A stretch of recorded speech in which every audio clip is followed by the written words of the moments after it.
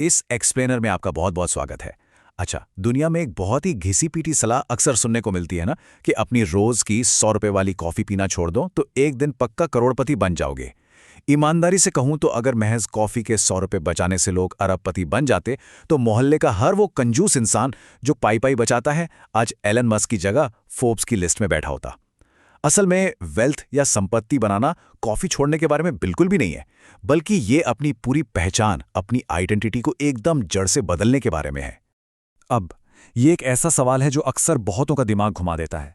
समाज में अक्सर ऐसे कई लोग देखने को मिलते हैं जो बहुत ही स्मार्ट हैं, अपनी क्लास के टॉपर रहे हैं, उनके पास देश की बड़ी बड़ी डिग्रियां हैं, दुनिया जहान के हर विषय पर वो लंबा चौड़ा ज्ञान दे सकते हैं। लेकिन महीने के अंत में उनका बैंक बैलेंस हमेशा संघर्ष करता रहता है और क्रेडिट कार्ड के बिल देखकर उनके पसीने छूट जाते हैं। ऐसा क्यों होता है भाई? क्योंकि अमीर बनना महज एक गणित का सवाल या डिग्रियों का खेल नहीं है। ये एक बहुत बड़ा मानसिक बदलाव है। ये इस बारे में है कि कोई व्यक्ति खुद को और इस दुनिया को आखिर किस नजरिए से देखता है। तो चलिए आज के इस सफर का मैप देख लेते हैं। सबसे पहले हम बात करेंगे अमीर बनने के जादुई चश्मे की, फिर समझेंगे कि कैसे बैंक बैलेंस सिर्फ एक लैगिंग इंडिकेटर है। उसके बाद पहले खुद पर करो खर्च, फिर निराशावादी वर्सेस आशावादी माइंडसेट, और अंत में देखेंगे जिम और इन्वेस्टमेंट का बड़ा ही दिलचस्प कनेक्शन। तो शुरुआत करते हैं पड़ाव नंबर 1 से, अमीर बनने का जादुई चश्मा। देखिए, कोई भी इंसान बस एक सुबह सोकर उठकर अचानक से अमीर नहीं बन जाता। इसके पीछे एक पूरा बदलाव होता है, एक ट्रांसफॉर्मेशन जो लंबे समय से पर्दे के पीछे चल रहा होता है। ये सफर का सबसे सुनहरा नियम है। एक इंसान 2 बार अमीर बनता है। जी हाँ, 2 बार। पहली बार अपनी पहचान यानी अपनी आइडेंटिटी में, और दूसरी बार असलियत में। इस जादुई चश्मे को पहनने का मतलब है अपने दिमाग में एक भारी भरकम सॉफ्टवेयर अपडेट इंस्टॉल करना। एक आम या गरीब सोच वाला इंसान किसी महंगी चीज को देखकर एक गहरी सांस लेता है और खुद से पूछता है, क्या मैं इसे खरीद सकता हूं?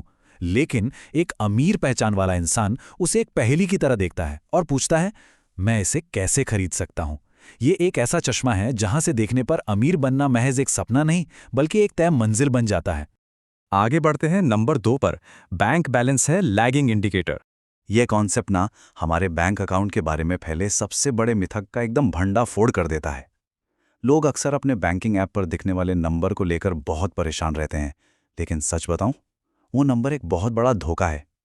बैंक अकाउंट को एक बहुत ही सुस्त, आलसी और लेट लतीफ परछाई की तरह समझिए। अर्थशास्त्र की भाषा में इसे लैगिंग इंडिकेटर कहते हैं। जरा कल्पना कीजिए कि यह बैंक अकाउंट दोपहर के 2 बजे सोकर उठता है, अपनी आंखें मलता है और तब जाकर उसे एहसास होता है कि अरे, मेरे मालिक की आदतें तो 6 महीने पहले ही बदल चुकी हैं। इसका सीधा सा मतलब यह है कि पैसा केवल तब बदलता है जब कोई नई आदत या नई पहचान पहले से ही मजबूती से बन चुकी हो। बैंक माइंडसेट के पीछे पीछे भागता है, माइंडसेट बैंक के पीछे नहीं।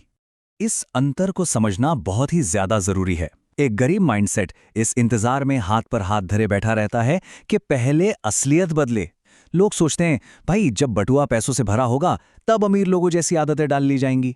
लेकिन वेल्थ बनाने वाले लोग इसका बिल्कुल उल्टा करते हैं। अमीर होने का नाटक करने का मतलब कोई गुची का बैग खरीदना नहीं है, बल्कि अमीर होने का असली मतलब है अमीरों वाला अनुशासन अपनाना। वे एक अमीर इंसान का अनुशासन, ज्ञान और आदतें पहले अपनाते हैं, तब भी जब उनका अपना बटुआ खाली होता है। और एक बार जब पहचान पक्की हो जाती है ना, तो असलियत के पास उस नई पहचान के सांचे में ढलने के अलावा कोई और विकल्प बचता ही नहीं है।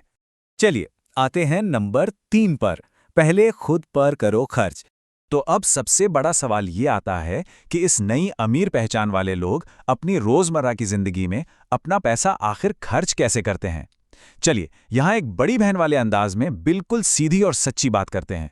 समाज में ना आजकल एक बहुत ही हास्यास्पद कल्चर बन गया है।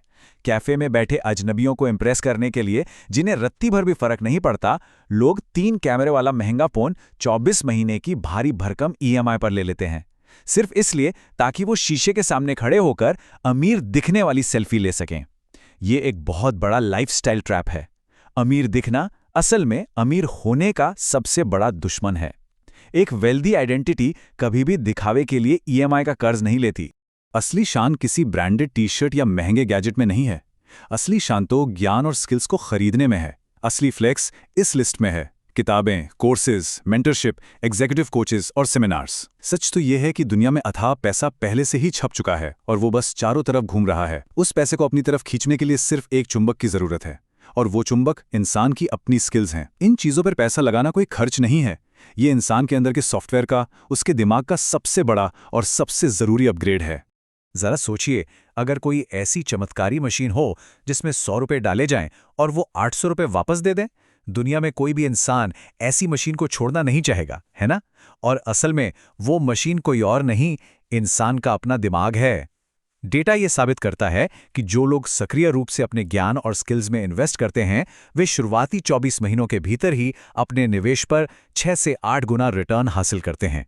अपने स्मार्टफोन के कैमरे को अपग्रेड करने से कहीं ज्यादा आर्थिक फायदा अपने खुद के दिमाग को अपग्रेड करने में है।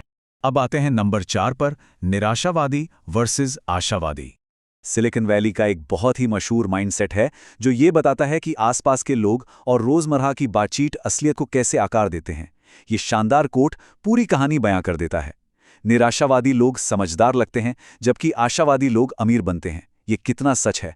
हर डिनर पार्टी में एक ऐसा जीनियस जरूर मिल जाएगा जो बहुत ही बुद्धिमानी के साथ शिकायत करता है, जो पूरे 50 कारण गिना सकता है कि क्यों कोई नया बिजनेस आइडिया पूरी तरह से फेल हो जाएगा। वो इंसान बातें तो बिल्कुल किसी बड़े अर्थशास्त्री जैसी करता है, लेकिन उसका खुद का बैंक बैलेंस शून्य होता है। बहुत ही समझदारी से शिकायत करने की आदत ने आज तक कोई वित्तीय साम्राज्य खड़ा नहीं किया है। कोई भी ऐसे इंसान के आसपास नहीं रहना चाहता जो हमेशा सिर्फ कमियां निकालता हो। जहां एक निराशावादी ये साबित करने के लिए 100 स्मार्ट बहाने ढूंढ रहा होता है कि कोई आइडिया कैसे बुरी तरह फ्लॉप होगा, वहीं एक आशावादी उस समस्या को एक बिल्कुल ही अलग नजरिए से देखता है। वो समस्या की कीमत तय करता है। उदाहरण के लिए, अगर लोग शिकायत कर रहे हैं कि अच्छा खाना नहीं मिल रहा, तो निराशावादी सरकार और सिस्टम को कोसेगा, लेकिन आशावादी एक फूड डिलीवरी स्टार्टअप खोल देगा और उस समस्या को सुलझाकर एक बहुत बड़ा अवसर बना लेगा। विजनरी लोग ऐसा भविष्य देख पाते हैं जो आम लोग कभी नहीं देख पाते, क्योंकि उनका डिफॉल्ट फोकस हमेशा समाधान पर होता है, बहानों पर नहीं। और अब हमारा आखिरी पड़ाव, नंबर 5, जिम और इन्वेस्टमेंट का कनेक्शन। अब वेल्थ बनाने के इस सफर की शुरुआत के मैकेनिक्स को समझते हैं, जो कि सच में बहुत ही मजेदार है।